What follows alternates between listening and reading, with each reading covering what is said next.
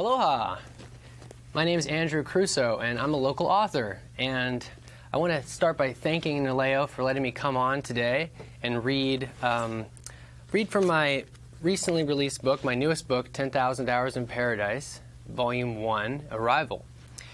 And because they create such a great platform here for people to share and get the word out to the public about their thoughts and feelings. It's a very, very cool service. So many of you may have seen this around. It's not a guidebook. It's a true adventure story. I actually call it an action memoir because it's technically a memoir, but when you think of memoir, you're like, oh, I don't know. But this is like an action movie. And I'd love to, and everything in here is true. I'd love to read a little bit for you and then share with you something right after. Many of you have probably seen this around. And I've read this before on this program, but I'm going to read something I've never read before about an amazing evening where I realized that manifestation really happens as long as you hold an intention long enough and you don't bring up resistance and doubt yourself. It can come through as long as you sort of relax your expectations. So this is chapter 18. It's called The Blue Feather. And it was one of the more interesting nights of my life. On the following Tuesday, I set aside more time to write my second book, once again finding a relatively quiet spot on the property. It had been over 2 weeks since I'd last written anything for my tropically inspired sequel, and I threw myself into the work, writing over 3,000 words that afternoon. Buoyed by this excellent progress, I was in high spirits when I stuck up my thumb later that day, bound for Cinderland once again. Some of you might know about Cinderland. It's a wild place. Although I didn't know it at the time, that was my 12th week in a row attending Taco Tuesday, a streak I would maintain for at least another 4 weeks. When I arrived, I hadn't the slightest suspicion that my 12th Tuesday night would be a harbinger of changes to come. At first, the gathering itself wasn't that much different from the usual celebration of island life. By that time, hearing the unrelenting drum music felt like hearing the heartbeat of the jungle itself, as natural as my own, and I reveled in a sense of connection to everyone around me. As always, we gathered for circle time and made the ancient Om sound together, which is really a lot of fun if you've ever done that.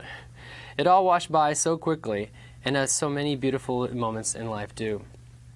Joining in the circle always brought the magic of where we were to the forefront. In the midst of everyday life, I must admit that I forgot it sometimes. But we were all sharing an island together, the most remote population center on the entire planet, way out in the middle of the Pacific. For some reason, joining hands reminded me of this miracle that we were all surviving out here on the wild edge of civilization. I caught up with my friend Johan, who I saw dancing by the fire. He was doing well, but getting weary of his house-sitting gig.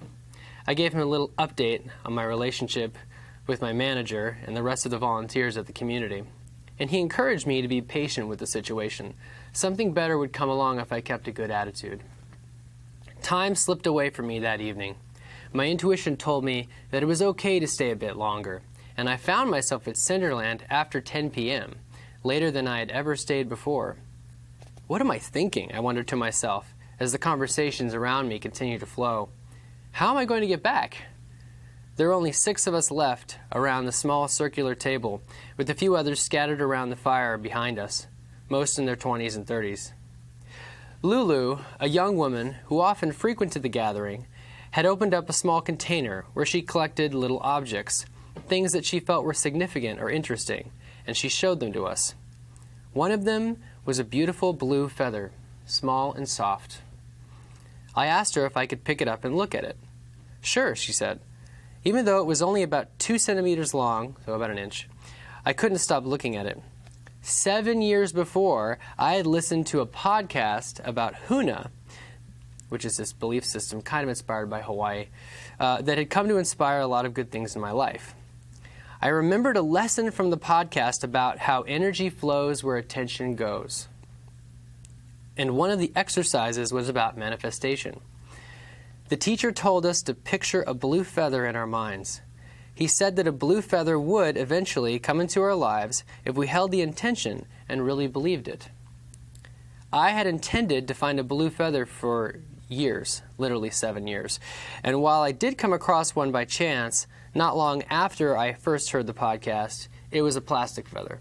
so I didn't feel like I'd manifested the real thing yet. Fully 7 years had passed since then, without a single blue feather in my reality. So as I stared at this small feather in my hand, all of these thoughts came flooding back to me. Is it a real one? I asked. I mean, is it from a bird?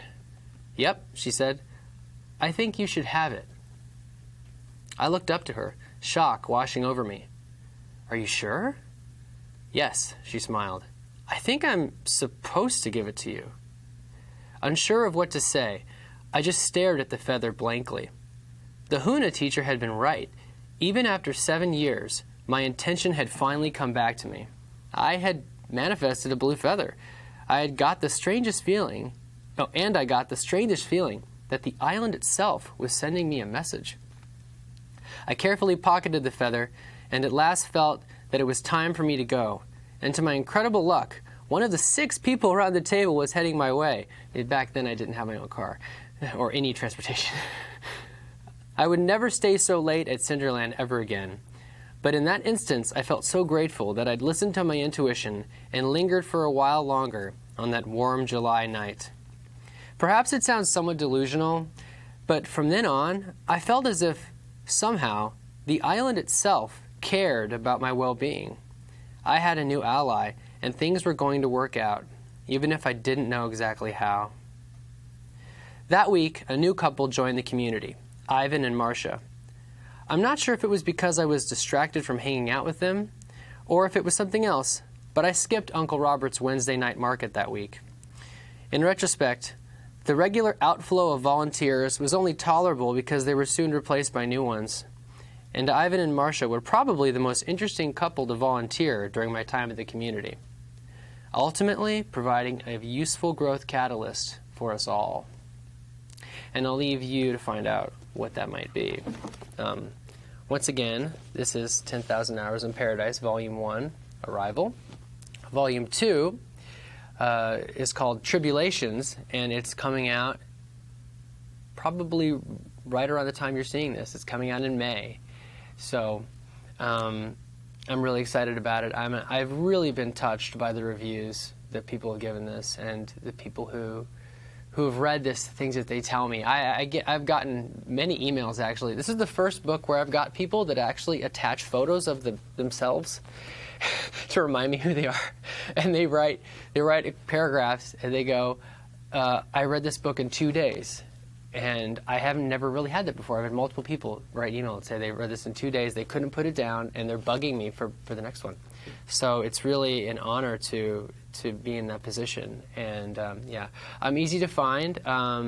You can find me @ the word hello, Crusoe. So it's on here, Crusoe, hello Crusoe.